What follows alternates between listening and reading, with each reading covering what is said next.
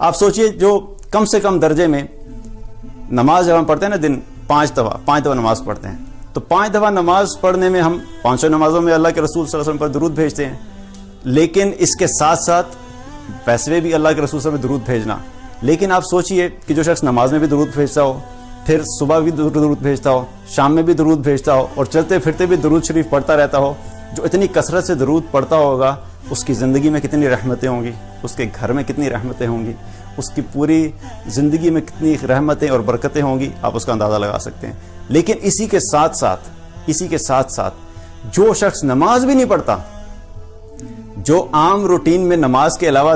رسول اللہ صلی اللہ علیہ وسلم پر درود نہیں بھیج رہا، لیکن کم سے کم درجے میں نماز پہ تو بھیج رہا ہے، لیکن جو شخص نماز بھی نہیں پڑھتا 5 وقت کے دن میں، تو وہ کتنی بڑی محرومی ہے اس شخص کے لیے. اس کی زندگی میں کہاں سے خیر و برکت آئے گی، اس کی زندگی میں کہاں سے خوشی، راحت اور چین آئے گا. نہ وہ نماز بھی چھوڑ دی، اور نماز کے ساتھ ساتھ کیا ہوا کہ رسول اللہ صلی اللہ علیہ وسلم پر درود بھیجنا بھی چھوڑ دیا. تو نماز میں تو پڑھنا ہے، لیکن ہم نے اپنی زندگی میں درود کو امپورٹنس دینی ہے اور کثرت سے درود بھیجنا ہے. ہم نے کثرت سے رسول اللہ صلی اللہ علیہ وسلم پر درود بھیجنا ہے، کیونکہ ایک اور روایت میں آتا ہے، ترمذی کی روایت ہے، آپ صلی اللہ علیہ وسلم نے کیا فرمایا کہ قیامت والے دن میرے قریب سب سے زیادہ وہ شخص ہوگا جس نے مجھ پر سب سے زیادہ درود بھیجا ہوگا. میں اور آپ چاہتے ہیں کہ ہم رسول اللہ صلی اللہ علیہ وسلم کے قریب ہوں. ہر مسلمان کی خواہش ہوتی ہے کہ آپ صلی اللہ علیہ وسلم کے قریب ہوں، ہم قیامت کے دن اور جنت الفردوس میں بھی آپ صلی اللہ علیہ وسلم کا ساتھ ملے. تو ہمیں اپنے آپ سے یہ سوال کرنا چاہیے کہ ہم آپ صلی اللہ علیہ وسلم پر روزانہ کتنی دفعہ درود بھیجتے ہیں، کیونکہ آپ صلی اللہ علیہ وسلم نے کیا فرمایا کہ میرے سب سے قریب وہ ہوگا جس نے سب سے زیادہ مجھ پر درود بھیجا ہوگا. اگر ہم درود پڑھتے ہی نہیں تو کیا ہم واقعی قریب ہوں گے رسول اللہ صلی اللہ علیہ وسلم کے؟ اسی طریقے سے آپ صلی اللہ علیہ وسلم نے ایک اور روایت میں آتا ہے، آپ صلی اللہ علیہ وسلم نے کیا فرمایا کہ ایک تو میں نے آپ کو بتایا نا کہ ایک دفعہ درود شریف پڑھنے کا. اب اگر ہم یہ چاہتے ہیں کہ یہ پروسیس چلتا رہے، کہ رحمتیں چلتی رہیں، تو اس کے بارے میں بھی نبی صلی اللہ علیہ وسلم نے بتا دیا. آپ صلی اللہ علیہ وسلم نے فرمایا، مسند احمد کی حدیث ہے، آپ صلی اللہ علیہ وسلم نے فرمایا کہ جو شخص بھی جب تک مجھ پہ درود بھیجتا رہتا ہے،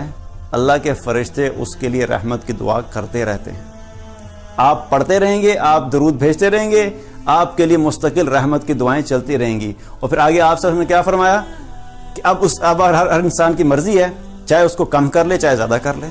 کیا مطلب کہ اب اپنے ہاتھ میں ہے کہ اگر کتنی رحمتیں اپنے لیے سمیٹ سکتے ہو. جو شخص جتنا زیادہ درود پڑھتا رہے گا اتنی ہی رحمتوں کا سلسلہ چلتا رہے گا، جو کم پڑھے گا اس کے لیے کم رحمتیں ہوں گی. تو اب ہمارے اپنے ہاتھ میں ہے کہ ہم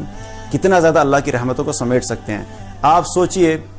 اس ذات کا، آپ سوچئے رسول اللہ صلی اللہ علیہ وسلم کے بارے میں کہ کیسی ذات ہیں کہ جن کے اوپر ایک دفعہ درود بھیجنے سے اللہ تعالیٰ تمام کائنات کے فرشتوں کو کہتا ہے کہ میرے اس بندے کے اوپر 10 دفعہ رحمت کی دعا کرو اس بندے کے لیے. تو جو شخص رسول اللہ صلی اللہ علیہ وسلم کی زندگی کے مطابق زندگی بسر کرے گا، اس کا کیا مقام ہوگا اللہ کے سامنے،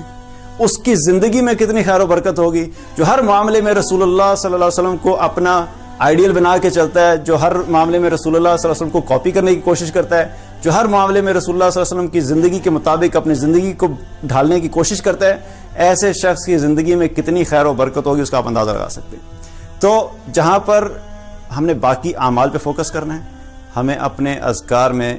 درود شریف پہ فوکس کرنا ہے، کثرت سے درود بھیجنا ہے، تاکہ اس کے ذریعے سے اللہ تعالی ہماری زندگی میں بھی، دنیا میں بھی، ہماری جو زندگی ہے، ہمارے گھروں میں، ہمارے آفیسز میں، ہم جہاں پر بھی، ہمارے بازاروں میں، جہاں بھی درود شریف پڑھا جائے گا، اللہ تعالیٰ اس جگہ پہ رحمت نازل فرمائے گا. اور انشاءاللہ تعالیٰ اس کو قیامت کے دن ہمیں اللہ سبحانہ تعالیٰ رسول اللہ صلی اللہ علیہ وسلم کے قریب ہونے کا ایک ذریعہ بنائے گا. اللہ تعالیٰ ہم سب کو عمل کی توفیق عطا